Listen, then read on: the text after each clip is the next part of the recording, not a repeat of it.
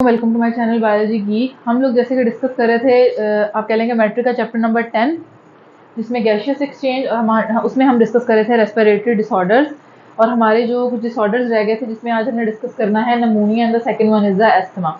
Okay जी, pneumonia से start करते हैं क्योंकि ये हमारे पास क्या है, रेस्पिरेटरी डिसऑर्डर है। मैंने आपको पहले भी बताया डिसऑर्डर यानी कि जो एक चीज ऑर्डर से चल रही थी वो क्या हो गई है, उसने अपना ऑर्डर जो है वो क्या कर दिया, लूज कर दिया। यानी कि उसकी जो फंक्शनैलिटी है, जो उसकी स्ट्रक्चर है, उसके अंदर क्या आ गई है, चेंजेस आ गई हैं। जो ऑर्डर था वो क्या हो गया है, डिस्टर्ब हो गया है। जैसे डिजीज है, ईज का मतलब इजीली जो काम हो रहा है, कोई उसके अंदर डिफिकल्टी नहीं है। डिजीज यानी कि इजीनेस खत्म हो गई है, अब हम क्या है, अनईजी है, तो हम उसको क्या कह रहे हैं, basically it is a disease. तो हम कहते हैं कि नमूनिया और हमारे पास एस्थमा क्या है। नमूनिया में आप कहते हैं कि आपको एल्वियोलाई में क्या होगी, इन्फ्लेमेशन होगी। और सबसे इंपॉर्टेंट बात कि ये एक्यूट इन्फेक्शन है। एक्यूट और क्रॉनिक का मैंने बड़ा क्लियर कट डिफरेंस बताया था। एक्यूट क्या होता है, जो कि क्या होता है, शॉर्ट टर्म होगा, नंबर 1 इसका करेक्टर। और दूसरी बात क्या है कि ये जो है इंटेंस होगा, शॉर्ट टर्म और क्या होगा, इंटेंस होगा। ये एक्यूट इन्फेक्शन होता है बेसिकली। वो कहते हैं कि एल्वियोलाई में इन्फ्लेमेशन होगी और ये एक्यूट इन्फेक्शन होगा। इसके सिम्टम्स अगर देख लें, हमें कैसे पता चलेगा कि नमूनिया हो गया, फीवर होगा, हेडेक होगा, सोर थ्रोट होगा, आप कह लेंगे शेकिंग, चिल्स होंगे, उसके अलावा कफ हो सकती है, नोजिया, डायरिया। ये इसके कुछ सिम्टम्स हैं जो शो हो रहे होते हैं, जिसके बाद हम कह सकते हैं कि हमें क्या हो गया है, नमूनिया हो गया। उसके बाद हम कहते हैं इसके कॉजेज क्या क्या हैं। तो एक बैक्टीरिया है जो इसका क्या है, मेजर कॉज है, और उसको हम क्या कहते हैं, स्ट्रेप्टोकोकस नमूनी। अच्छा, आपने इधर जब भी साइंटिफिक नेम लिखना है, ये बहुत बहुत इंपॉर्टेंट पॉइंट है। बच्चे सबसे बड़ी मिस्टेक यही करते हैं और ये एमसीक्यू भी आता है। आपको साइंटिफिक नेम दिया जाता है, सपोज फ्रॉग का नाम दे दिया जाएगा और आपको डिफरेंट ऑप्शंस दिए जाएंगे। आपको कहा जाएगा फ्रॉग है राना टिग्रीना, ये सही ऑप्शन है, या आपसे कहा जाएगा राना टिग्रीना, ये सही ऑप्शन है, या आपसे कहा जाएगा कि ये राना टिग्रीना, ये सही ऑप्शन है। इस तरह के डिफरेंट ऑप्शंस दे दिए जाएंगे। या फिर ये फर्स्ट लेटर इसको स्मॉल कर दिया जाएगा राना और इसको कर दिया जाएगा कैपिटल टिग्रीना। ये हमारे पास क्या है, राइट ऑप्शन है। आपने जब भी साइंटिफिक नेम लिखना है, 9th क्लास में आप पढ़ चुके हैं, ये गलती एसएससी के बच्चे भी कर रहे होते हैं। मैं बार बार ये बात कहती हूँ, जब भी साइंटिफिक नेम लिखना है, हम कहते हैं इटैलिक्स में होना चाहिए या फिर अंडरलाइन होना चाहिए। और जब हम हैंड रिटन काम कर रहे होंगे तो आपने बात याद रखनी है कि हमारे पास हमेशा आपने अंडरलाइन करना है। आप हैंड रिटन में इटैलिक्स में लिख भी देंगे इसको थोड़ा सा टिल्ट करके, लेकिन फिर भी वो एक्सेप्टेबल नहीं होता। आपने हमेशा उस साइंटिफिक नेम को चूज करना है और राइट डाउन भी वही करना है जिसमें जो जीनस है उसका फर्स्ट वर्ड कैपिटल और जो स्पीशी है उसका फर्स्ट वर्ड स्मॉल होगा, नंबर 1। नंबर 2, वो अंडरलाइन होना मस्ट है अगर वो हैंड रिटन है। अगर प्रिंटेड में है तो अगर वो अंडरलाइन नहीं भी है, इटैलिक्स में लिखा हुआ है, थोड़ा सा टिल्ट करके लिखा हुआ है, तो वो राइट होगा। साइंटिफिक नेम के बारे में आप लोगों ने बात लाजमी याद रखनी है। अच्छा, अब इसमें कॉज वो कहता है सोल बैक्टीरिया, जिसको हम स्ट्रेप्टोकोकस नमूनी कह रहे होते हैं। इसी बेस हम इसको क्या कह रहे होते हैं कि ये नमूनिया है। अब डेफिनेटली जब बात है बैक्टीरियल इन्फेक्शन है, तो बैक्टीरियल इन्फेक्शन के लिए हम कोई एंटीबायोटिक जो है according to the situation, according to the condition हम क्या करेंगे, प्रिस्क्राइब करेंगे। उसके बाद हम कहते हैं कि जो डबल नमूनिया क्या होता है, अक्सर कह रहे होते हैं ना वो नमूनिया, वो उसको डबल नमूनिया बेसिकली क्या है।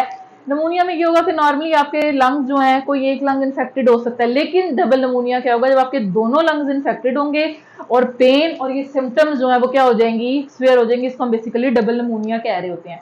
अच्छा, उसके बाद आ जाए नेक्स्ट हमारा है एस्थमा। एस्थमा क्या होता है, एस्थमा जो है आप लोगों ने बड़ा सुना होगा, दमा, एस्थमा। एस्थमा बेसिकली क्या है कि आपको ब्रीदिंग में क्या हो रही होती है, प्रॉब्लम हो रही होती है, आप इमोशनली डिस्टर्ब हैं, या कोई भी एकदम से आपको शॉकिंग न्यूज दे दी गई है, या आपको आप कह लें कि डराया जा रहा है, डांट दिया गया एकदम से, कोई भी इस तरह की चीज होगी तो फौरन आपको एस्थमल अटैक्स में हो जाते हैं। एस्थमा बेसिकली होता क्या है, हम कहते हैं एस्थमा जो है क्रॉनिक इन्फ्लेमेटरी डिजीज है। क्रॉनिक, अगेन मैंने एक्यूट का शॉर्ट टर्म और इंटेंस।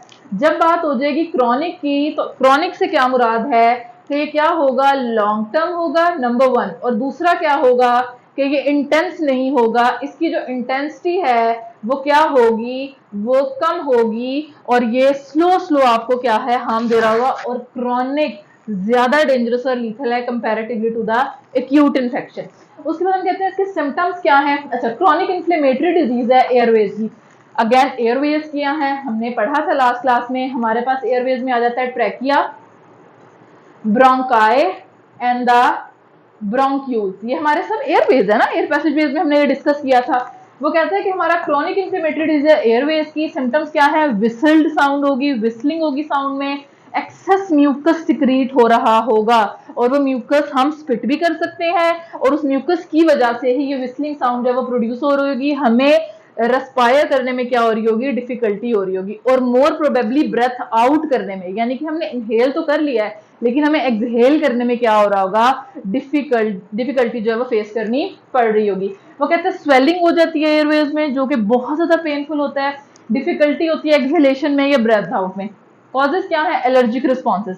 एस्थमा के पेशेंट्स में जो है एलर्जिन जो है वो एब्सेंट होते हैं जिसकी वजह से वो एलर्जिक होते हैं। Slight change of the environment, pollen आ गया, डस्ट पार्टिकल आ गए, पॉल्यूटेड एरिया में चले गए, इवन के पिलोज के अंदर जो फेदर्स या कॉटन होगी उससे, उसके अलावा हम कहते हैं कि हमारे पास कोई भी डस्ट पार्टिकल या आप कह लेंगे कोल्ड एयर कोल्ड हो जाएगी, यानी कि टेम्परेचर फ्लक्चुएट कर गया, एक्सरसाइज ज्यादा कर ली, स्मोकिंग कर ली, इमोशनल डिस्टर्बेंस, जैसे कि मैंने डिफरेंट एग्जांपल्स दी कि आपको डराया जा रहा है, आपको एकदम से डांटा जा रहा है, कोई शॉकिंग न्यूज दी जा रही है, आप टेंशन में हो, आप परेशानी में हो, तो उन सब कंडीशन में भी आपको अस्थमा का अटैक जो है वो हो सकता है। ट्रीटमेंट्स क्या हैं जी, आपने माइल्ड अटैक में ब्रोंकियोडायलेटर्स लेने हैं, नाम से जाहिर है, ब्रोंकियो मीन ब्रोंकाई और ब्रोंक्यूल की बात हो रही है, डायलेटर मीन जो डायलेट कर देंगे। कल भी बात की कि ये ब्रोंकाई ब्रोंक्यूल है, इसमें जो गॉबलेट सेल्स हैं जो म्यूकस कर रहे होंगे सिक्रीट, वो क्या कर देंगे, म्यूकस की सिक्रीशन हाई कर देंगे, एयर पैसेज में क्या हो गया, नैरो हो गया, एयर का इन आउट क्या हो जाएगा, डिफिकल्ट हो जाएगा। ब्रोंकियोडायलेटर क्या कहेंगे, इसको क्या कर देंगे, इजी कर देंगे ताकि एयर पैसेज वे जो है, यानी कि इस म्यूकस को जो कि हार्ड है, सॉलिड है, स्टिकी है, उसको क्या कर देंगे, लिक्विड कर देंगे और उसको क्या कर देंगे, सॉफ्ट कर देंगे ताकि एयर जो है वो इजीली क्या हो जाए, पास इन और पास आउट हो जाए और वो म्यूकस इजीली बॉडी से क्या हो जाए, रिलीज आउट हो जाए। फिर हम कहते हैं हम डिफरेंट इनहेलर्स यूज करते हैं, लॉन्ग टर्म होती है, इसका कोई क्योर नहीं है, नॉर्मली कंजेनिटली होती है, लेकिन बाजू का जिन लोगों में, जो लोग मतलब स्मोकिंग बहुत ज्यादा कर रहे हैं या फिर आप कह लें कि जिनकी जो जिनमें एलर्जीज नहीं है, एलर्जिक है वो टुवर्ड्स अदर, यानी कि उनको कफिंग हर वक्त रहती है या कुछ इस तरह के सिम्टम्स शो हो रहे हैं, तो वो अस्थमा के पेशेंट जो है वो बन सकते हैं। फिर वो कहते हैं कि 2 टाइप्स की मेडिसिन हम प्रिस्क्राइब करते हैं, एक होती है लॉन्ग टर्म, यानी कि हम उसको वैक्सीनेशन पे लगा देंगे या हम ऐसी मेडिसिन देंगे जो स्लोली उसको क्या करेगी, क्योर करेगी। एक होता है क्विक रिस्पॉन्स, यानी कि हम क्विकली उसको मेडिसिन देंगे और क्विकली उसको रिलीफ मिलेगा और वो क्या हो जाएगा, इजी, जैसे कि हम इनहेलर्स वगैरह में और ब्रोंकियोडायलेटर्स में जो है वो कर रहे होते हैं। अच्छा, कुछ ऐसी भी डिजीज होती हैं जिनमें ह्यूमंस में एलर्जेंस नहीं बन रहे होते, जो एलर्जिक होते हैं पोलन के, डस्ट के, या जिस तरह से मैंने यहाँ पे example pillow feather, cold air, ठंडा पानी पी लें, ठंडी चीजें खा लें, तो उनको क्या हो जाती है, कफिंग स्टार्ट हो जाती है, तो उनको वैक्सीनेशन पे शिफ्ट कर दिया जाता है। लॉन्ग टर्म की बात करी, अब वैक्सीनेशन वो बाजू साथ क्या करते हैं, कहते हैं 2 इयर्स की वैक्सीनेशन है, 3 इयर्स की वैक्सीनेशन है। एक तो वैक्सीनेशन एक्सपेंसिव होती है और दूसरा नॉर्मली बाज केसेस में रिजल्ट यही होता है कि आप 0 स्टेज पे ही खड़े होते हैं और उसकी आपको स्ट्रिक्टनेस भी बहुत ज्यादा है। अगर आपने मतलब फॉर एग्जांपल 1 ईयर तक कोर्स कंप्लीट किया है और 1 ईयर में अगर आपने 1 मंथ भी मिस कर दिया तो आपको फिर 0 से स्टार्ट करना पड़ेगा, इसलिए लोग लॉन्ग टर्म में जाते ही नहीं है, वो इंस्टेंट जो रिलीफ है जैसे कि इनहेलर्स वगैरह, ब्रोंकियोडायलेटर्स वगैरह जो है वो उनको प्रेफर करते हैं। वीडियो में कोई कंफ्यूजन हो, कोई बात ना समझ आई हो, कोई सजेशन हो, कमेंट सेक्शन में लाजमी बताया करें ताकि हम उसको जो है वो आप कह लें कि इम्प्रूव करने की कोशिश करें। दूसरा, मेरे चैनल को लाइक शेयर और सब्सक्राइब करें, बायोलॉजी गीक, और इसका जो लास्ट टॉपिक है रेस्पिरेटरी डिसऑर्डर का, वो इंशाल्लाह हम नेक्स्ट क्लास में डिस्कस करेंगे। Thank you very much.